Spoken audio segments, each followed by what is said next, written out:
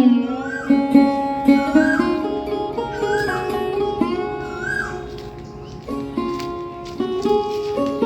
বন্ধুরা, আমি সঙ্গীতা। আন্নার রান্নাঘরে আপনাদের অনেক অনেক স্বাগত জানাই। আশা করি আপনারা সবাই ভালো আছেন। আজকে চলে এলাম দারুণ স্বাদের একটা রেসিপি নিয়ে।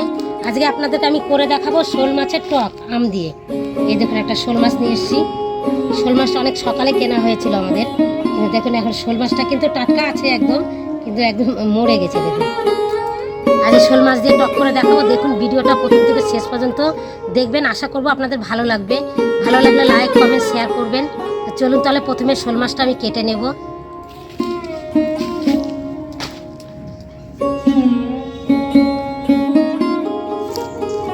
শোল মাছটা দেখুন কতটা বড়, একদম জ্যান্ত কিন্তু বন্ধুরা।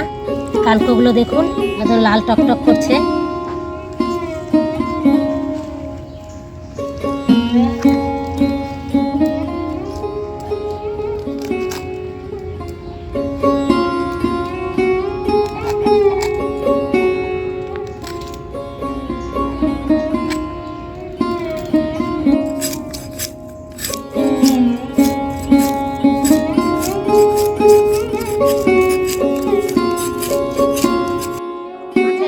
ছাড়িয়ে নিয়েছি ভালো করে। এবার মাছটা কেটে নেব।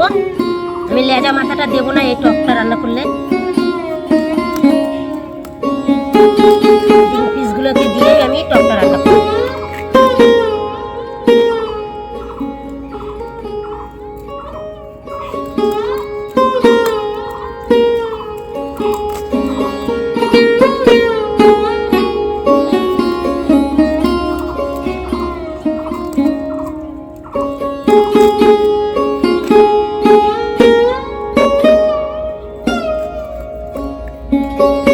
এইভাবে আমি রিং পিসগুলো কেটে নেব।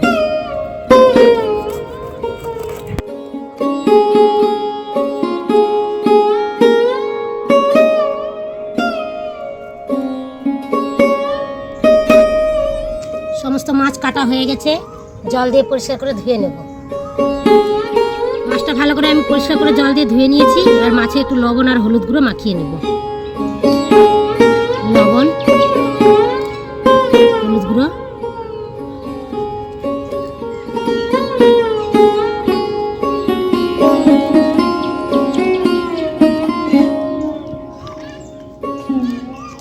এবার উনুনটা ধরিয়ে মাছটা ভেজে নেব। উনুন ধরিয়ে দিয়েছি, উনানে একটা কড়াই বসিয়ে দেবো। মাছটা ভেজে নেব। কড়াইতে দিয়ে দেবো সরষের তেল। সরষের তেলে আমি মাছগুলো ভেজে নেব।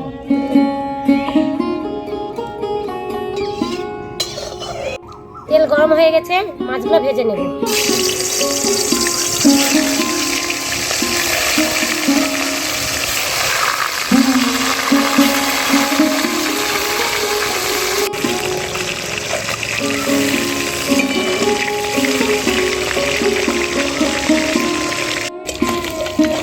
সমস্ত মাছ ভাজা হয়ে গেছে, তুলে নেব।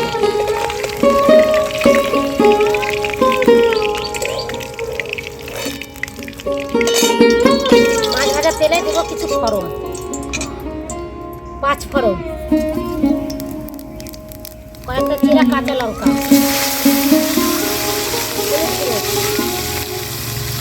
স্বাদ মতন দেবো লবণ, লঙ্কা গুঁড়ো, আর দেবো সর্ষে বাটা। এখানে হলুদ সর্ষে, কালো সর্ষে আর 4টে কাঁচা লঙ্কা আমি একসাথে বেটে নিয়েছি।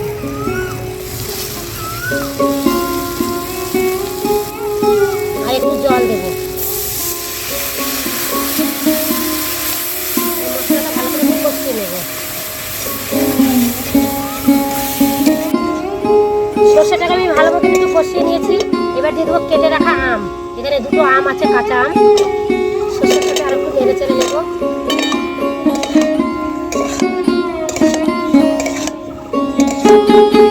সর্ষের সাথে কাঁচা আমটা ভালো করে একটু নেড়ে চেড়ে নিয়েছি। এবার দিয়ে দেবো পরিমাণ মতো জল।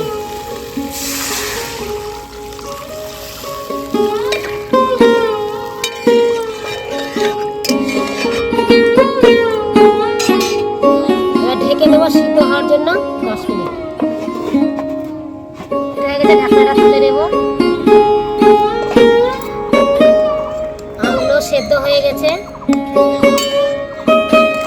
ভেজে রাখা মাছগুলো দিয়ে দেবো।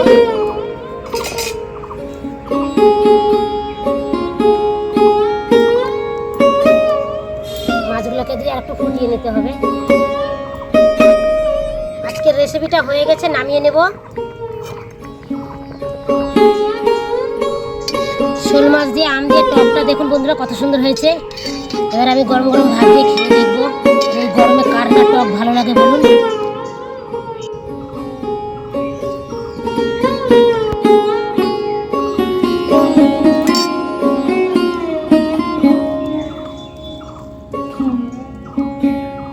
আমগুলো বেশ ভালো সিদ্ধ হয়েছে।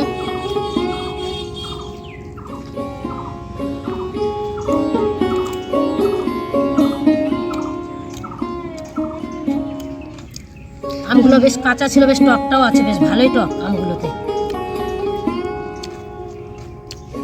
ভাত দিয়ে কিন্তু খেতে কিন্তু অসাধারণ লাগছে বন্ধুরা।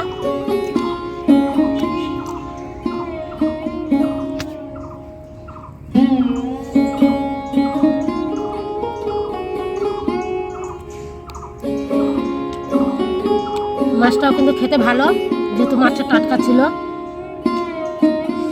টকটা কিন্তু অসাধারণ হয়েছে বন্ধুরা। এইভাবে আপনারা বানিয়ে বাড়িতে অবশ্যই খাবেন করে। এরকম নিত্য নতুন রেসিপি পেতে আন্নারান্না চ্যানেলটিতে অবশ্যই সাবস্ক্রাইব করে দেবেন। পাশে থাকা বেল আইকনটি অবশ্যই প্রেস করতে ভুলবেন না। আগামী পর্বে আবার দেখা হবে নতুন কোনো রেসিপির সাথে। আপনারা সবাই ভালো থাকবেন, সুস্থ থাকবেন। ধন্যবাদ।